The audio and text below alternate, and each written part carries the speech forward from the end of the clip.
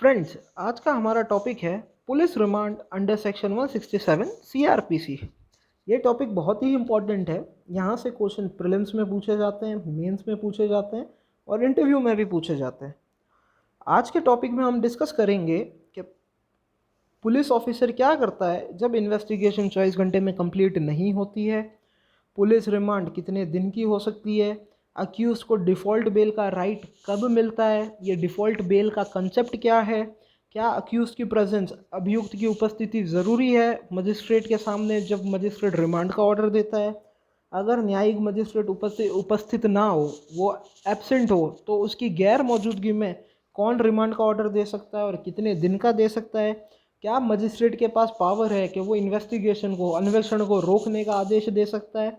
साथ ही हम ये भी देखेंगे कि पुलिस कस्टडी क्या होती है और जुडिशियल कस्टडी क्या होती है। ये सारी बातें जानने के लिए देखिए वीडियो को एंड तक एंड चैनल को सब्सक्राइब करना ना भूलें। साथ ही बेल आइकन को क्लिक करिए, उसी से आपको नए वीडियोस का नोटिफिकेशन मिलेगा। आइए फ्रेंड्स, सबसे पहले हम देखते हैं कि पुलिस कस्टडी क्या होती है और जुडिशियल कस्टडी क्या होती है, फिर टॉपिक को स्टार्ट करते हैं। पुलिस कस्टडी होती है जब फिजिकली अक्यूज्ड पुलिस के कस्टडी में होता है, यानी पुलिस स्टेशन की जेल में होता है। जुडिशियल कस्टडी में जो अभियुक्त होता है, जो अक्यूज्ड होता है, वो मजिस्ट्रेट की निगरानी में होता है और वो जेल में होता है। जेल यानी सेंट्रल जेल। जो पुलिस कस्टडी के अंदर है, अक्यूज को कभी भी इंटेरोगेट किया जा सकता है, क्वेश्चन पूछ सकते हैं। बट जुडिशियल मजिस्ट्रेट जब जुडिशियल कस्टडी में हो, तो जुडिशियल मजिस्ट्रेट की परमिशन के बिना, ऑर्डर के बिना पुलिस ऑफिसर उसे इंटेरोगेट नहीं कर सकते। चलिए अब देखते हैं section 167, procedure when investigation not completed with in 24 hours. जब इन्वेस्टिगेशन ऑफिसर या आईओ को लगता है कि वो 24 घंटे के अंदर इन्वेस्टिगेशन को कंप्लीट नहीं कर सकता और उसे लगता है कि रीजनेबल आरोप अक्यूज के ऊपर है जो साबित हो सकते हैं, तो वो पुलिस ऑफिसर जो एसआई की रैंक के नीचे का नहीं होना चाहिए, कौन, not below the rank of SI, क्या करेगा, अक्यूज को मजिस्ट्रेट के सामने प्रेजेंट करेगा। साथ ही केस डायरीज की एंट्रीज की कॉपी इस केस से रिलेटेड मजिस्ट्रेट के समक्ष पेश करेगा। अब देखते हैं मजिस्ट्रेट जिसके सामने लाया गया है, वो अक्यूज्ड, वो अभियुक्त, वो मजिस्ट्रेट उसकी कस्टडी को डिटेंशन ऑर्डर दे सकता है कि पुलिस कस्टडी में रहने का वो ऑर्डर दे सकता है, चाहे उसके पास जुरिस्डिक्शन हो या ना हो। इम्पोर्टेंट, कोई भी magistrate, any magistrate can authorize the detention of accused in police custody irrespective of his jurisdiction। Magistrate के पास जुरिस्डिक्शन होना ज़रूरी नहीं है पुलिस कस्टडी ऑथराइज करने के लिए। अब मजिस्ट्रेट जो होता है वो मैक्सिमम 15 दिन की पुलिस कस्टडी दे सकता है, वो भी इन होल। ये ध्यान रखने वाली बात है, 15 डेज, वो भी इन होल, यानी 15 दिन टोटल के अंदर। ध्यान रखना फ्रेंड्स, यहाँ से बहुत लोग कंफ्यूज होते हैं कि आपकी पुलिस रिमांड, कोई बोलता है 15 दिन की होती है, कोई बोलता है 90 दिन की भी हो सकती है, कोई बोलता है 60 दिन की। नहीं, 90 और 60 दिन की कभी भी पुलिस रिमांड नहीं होती है। पुलिस रिमांड जो होती है वो 15 दिन की होती है, वो भी इन टोटल होती है। यानी आप 2 दिन पुलिस कस्टडी में रख के उसे अक्यूज को 4 दिन जुडिशियल कस्टडी में रख रहे हैं, ओके, बाद में वापस आपने उसको 5 दिन के लिए पुलिस कस्टडी में लिया है, तो ये माना जाएगा इन टोटल अभी कितने दिन हो गए, 7 दिन हो गए, पीछे कितने दिन बचे, 8 दिन, तो आपके पास 8 दिन ही और होंगे पुलिस कस्टडी में अक्यूज को रखने के लिए। आपके पास वापस 15 दिन का राइट नहीं आ जाता है। ये होता है 15 डेज इन होल का मतलब। आगे बढ़ते हैं कि जब यहाँ हमने ऊपर बात करी थी कि मजिस्ट्रेट के पास जुरिस्डिक्शन हो या नहीं हो, वो पुलिस कस्टडी ऑथराइज कर सकता है। पर जब ऐसे मजिस्ट्रेट के सामने पेश किया गया हो जिसके पास जुरिस्डिक्शन ना हो, केस का जुरिस्डिक्शन ही ना हो, और उसे लगता है कि फर्दर डिटेंशन जो है अननेसेसरी है, ज़रूरत नहीं है अक्यूज को पुलिस कस्टडी में रखने की, तो वो क्या करेगा, अक्यूज को जो कॉम्पिटेंट मजिस्ट्रेट होगा, सक्षम न्यायाधीश होगा, सबसे सक्षम मजिस्ट्रेट होगा, सॉरी, उसके समक्ष पेश करने का आदेश दे देगा या उसके समक्ष पेश करने को पुलिस ऑफिसर को बोल देगा। अब आता है इंपॉर्टेंट आगे कि पुलिस रिमांड की अवधि कितनी होती है, पीरियड कितना होता है पुलिस रिमांड का। पुलिस रिमांड को मजिस्ट्रेट कितने दिन ऑथराइज कर सकता है, क्या उसे 15 दिन के बाद भी डिटेन किया जा सकता है कस्टडी के अंदर। मैंने यहाँ वर्ड यूज़ किया है कस्टडी के अंदर, ये नहीं बोला है कि पुलिस कस्टडी के अंदर। चलिए देखते हैं पीरियड ऑफ पुलिस रिमांड। अब जो मजिस्ट्रेट जो है ना, वो 15 दिन से पीछे भी अक्यूज को कस्टडी में डिटेन करने का ऑर्डर दे सकता है, पर वो कस्टडी जो होगी वो पुलिस कस्टडी नहीं होगी। ध्यान रखना फ्रेंड्स, 15 दिन से ज़्यादा भी अक्यूज को कस्टडी में रखा जा सकता है, पर वो कस्टडी पुलिस कस्टडी नहीं होगी। यानी वो कस्टडी कौन सी हुई? वो कस्टडी हुई जुडिशियल कस्टडी।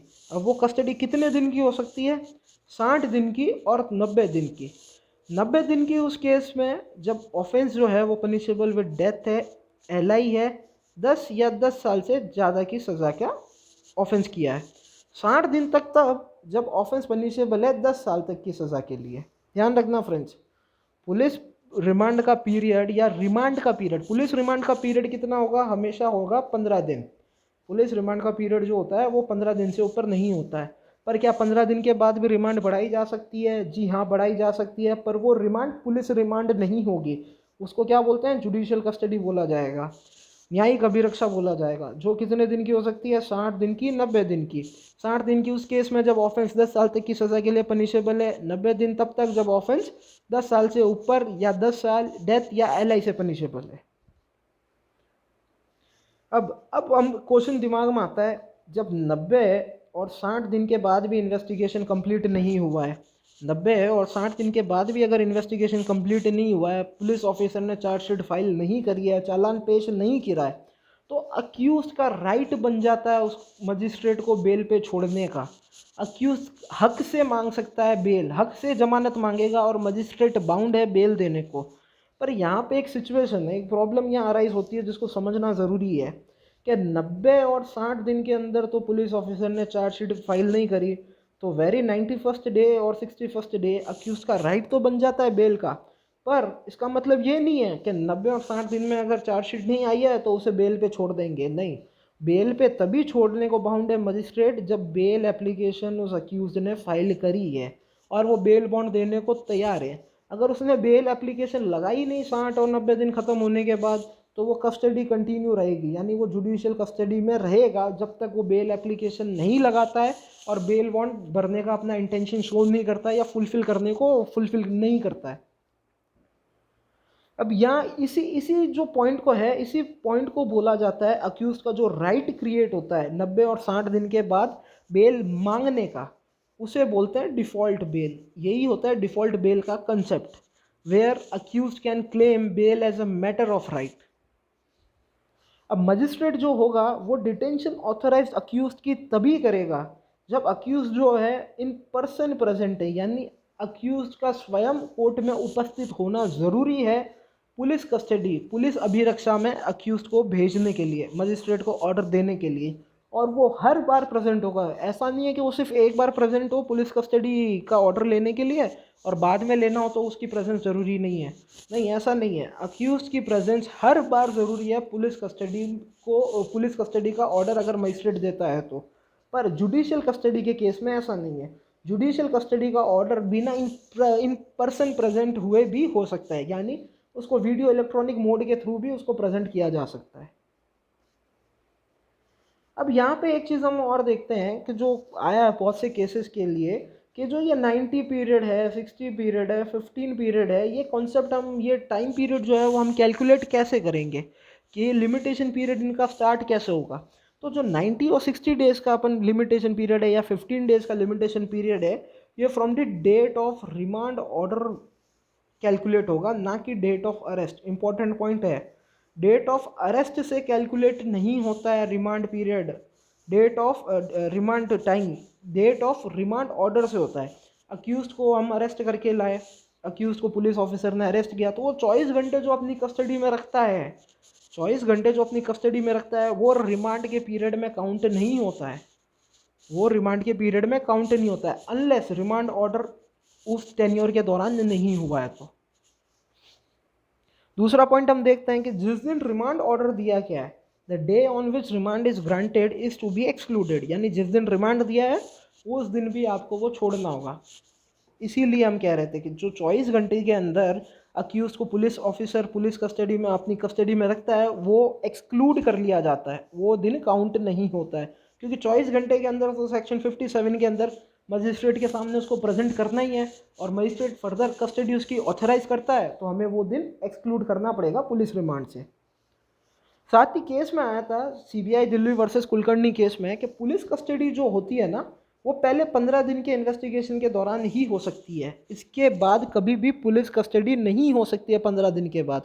ठीक है, अब ड्यूरिंग जो टेन्योर है रिमांड का पहले 15 दिन में वो पुलिस चाहे तो जेसी पीसी पीसी जेसी कैसे भी चल सकता है, ज़रूरी नहीं है, पुलिस बाउंड नहीं है कि पूरे 15 दिन पहले 15 दिन ऑफ इन्वेस्टिगेशन में ही आप यूज़ कर लो ना। पुलिस चाहे तो जेसी पीसी जैसे उनकी रिक्वायरमेंट है, जैसे उनकी नीड है, जैसे उनकी ज़रूरत है अभियुक्त को अपनी कस्टडी में ले सकता है। पर कोर्ट ने कहा था कि पुलिस कस्टडी के लिए पहले 15 दिन ही होंगे, बाद में सिर्फ जेसी होगी। जैसे ये 15 दिन ख़त्म हो जाएंगे अक्यूज को अरेस्ट करने के बाद, उसके बाद सिर्फ जेसी ही होगी, पीसी नहीं होगी। फिर एक और केस था Anand Singh versus state of Rajasthan, जिसमें कोर्ट ने कहा था कि पहला दिन या आखिरी दिन, आइदर फर्स्ट डे और लास्ट डे, आपको छोड़ना होगा जब 90 और 60 डेज आप कैलकुलेट करते हो। क्या बोला था केस में कि या तो पहला दिन या आखिरी दिन, जब आप 90 और 60 दिन की अवधि गिनते हो, काउंट करते हो, तो आपको छोड़ना पड़ेगा।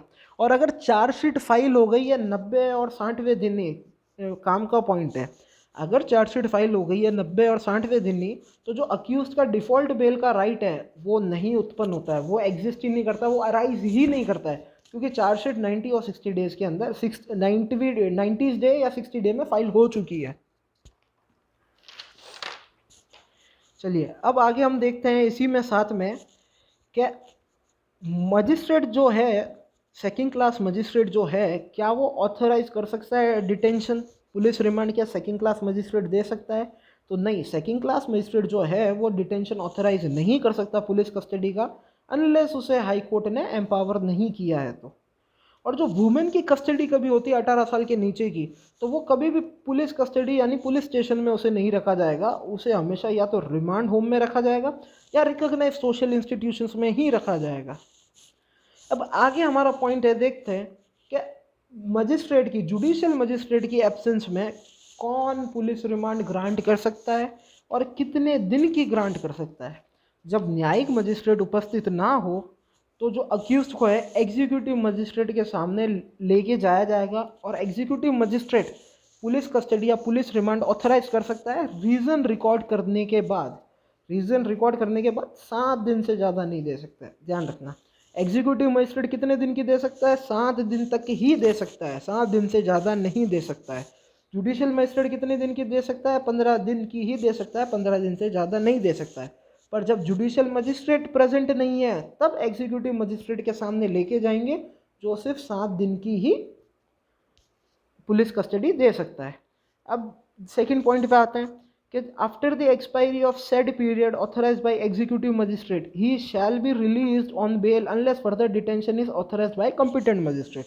इंपॉर्टेंट पॉइंट है, अच्छा पॉइंट भी है कि जब 7 दिन की तो कस्टडी एग्जीक्यूटिव मजिस्ट्रेट ने दे ही दी है,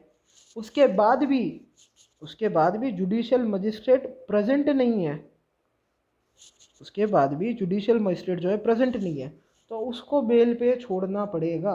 बेल बॉन्ड भरवाने के बाद अक्यूज्ड को बेल पे छोड़ना पड़ेगा, अनलेस 7 दिन के अंदर अंदर या 7वें दिन जो कॉम्पिटेंट मजिस्ट्रेट है यानी कोई भी जुडिशियल मजिस्ट्रेट जो है उसने ऑर्डर ऑथराइज कर दिया है, उसने ऑर्डर दे दिया है कि आप फर्दर डिटेंशन कंटिन्यू करें। अब यहाँ पे एक चीज़ और है कि एग्जीक्यूटिव मजिस्ट्रेट 7 दिन दे सकता है, जुडिशियल 15 दिन दे सकता है, तो ये तो टोटल दिन हो गई, ये तो टोटल हो गई 21 दिन की पुलिस कस्टडी। नहीं, ये जो 7 दिन है ये 15 दिन में इंक्लूड है, ये 7 दिन कोई अलग से नहीं मिलता है पुलिस को, ध्यान रखना। वापस बोलता हूँ पॉइंट्स फ्रेंड, ये जो 7 दिन है 15 दिन के अंदर इंक्लूड है, ये 7 दिन अलग से नहीं मिले हैं पुलिस को या एग्जीक्यूटिव मजिस्ट्रेट को अलग से पावर नहीं है कि वो 15 दिन खत्म होने के बाद भी ऑर्डर कर सके। अब मजिस्ट्रेट जो होगा वो रीज़न रिकॉर्ड करेगा कि उसने पुलिस कस्टडी में क्यों भेजा है, और वो हर मजिस्ट्रेट जिसने पुलिस कस्टडी के ऑर्डर दिए हैं राइटिंग में रीज़न रिकॉर्ड करेगा और अपनी कॉपी जो है वो सीजीएम को भेजेगा, अपनी कॉपी सीजीएम को भेजेगा। शर्त है कि सीजीएम ने ही वो कस्टडी या पुलिस कस्टडी ऑथराइज नहीं करी हो। अगर सीजेएम के अलावा वो सारे मजिस्ट्रेट जिसने पुलिस कस्टडी ऑथराइज करी है वो अपनी रिपोर्ट रीज़न के साथ सीजेएम को भेजेंगे। आगे देखते हैं नेक्स्ट टॉपिक कि क्या मजिस्ट्रेट इन्वेस्टिगेशन को रोकने का ऑर्डर कर सकता है। ध्यान से देखिए, मजिस्ट्रेट कर सकता है, किन सिचुएशन में कर सकता है ये हम देखते हैं कि जब केस जो है ट्राइबल बाय मजिस्ट्रेट है, कैसा एज ए समन केस, जब समन केस ट्राइबल है और इन्वेस्टिगेशन जो है वो क्या है 6 महीने के अंदर भी कंक्लूड नहीं हुई है from the date of arrest, ये ध्यान रखना, 6 महीने के अंदर भी कंक्लूड नहीं है from the date of arrest, जब से अक्यूज को किया गया है, तो मजिस्ट्रेट जो है वो ऑर्डर कर सकता है, शेल ऑर्डर, मजिस्ट्रेट जो है वो ऑर्डर कर देगा कि आप आयोग को कि आप इन्वेस्टिगेशन फर्दर मत करिए, अनलेस आयोग मजिस्ट्रेट को सेटिस्फाई नहीं करता कि सर स्पेशल रीज़न है मेरे पास कि इन्वेस्टिगेशन 6 महीने में कंप्लीट क्यों नहीं हुई है। फिर से एक बार देखते हैं इस पॉइंट को, जब केस मजिस्ट्रेट के द्वारा समन केस की तरह ट्राइबल है जिसका इन्वेस्टिगेशन 6 महीने के अंदर आयोग के द्वारा कंप्लीट नहीं किया गया है from the date of arrest of accused, तो मजिस्ट्रेट जो है वो ऑर्डर देगा आयोग को कि आप इन्वेस्टिगेशन मत करिए आगे further continue, unless magistrate order नहीं भी देगा, बाउंड तो है एक तरीके से देने के लिए, पर अगर स्पेशल रीज़न आयोग ने बता दिए, रिकॉर्ड करवा दिए, सेटिस्फाई कर दिया मजिस्ट्रेट को कि सर ये स्पेशल रीज़न थे जिसकी वजह से 6 महीने में कंक्लूड नहीं हुई है इन्वेस्टिगेशन, जिसकी वजह से 6 महीने में इन्वेस्टिगेशन कंक्लूड नहीं हुई है, तो मजिस्ट्रेट फर्दर कंटिन्यू इन्वेस्टिगेशन रखने का ऑर्डर दे देगा। सेकेंड केस हम ये देखते हैं कि मजिस्ट्रेट ने आयोग की बात सुनने के बाद भी इन्वेस्टिगेशन फर्दर कंटिन्यू करने का ऑर्डर नहीं दिया, यानी उसने इन्वेस्टिगेशन रोकने का ऑर्डर कर दिया, स्टॉप इन्वेस्टिगेशन रोकने का ऑर्डर किया, तो इस केस में एक एप्लीकेशन लगाई जा सकती है सेशन जज के पास जो फर्दर आयोग को इन्वेस्टिगेशन करने के लिए अलाउ कर सकता है और मजिस्ट्रेट के ऑर्डर को वेकेट कर देगा।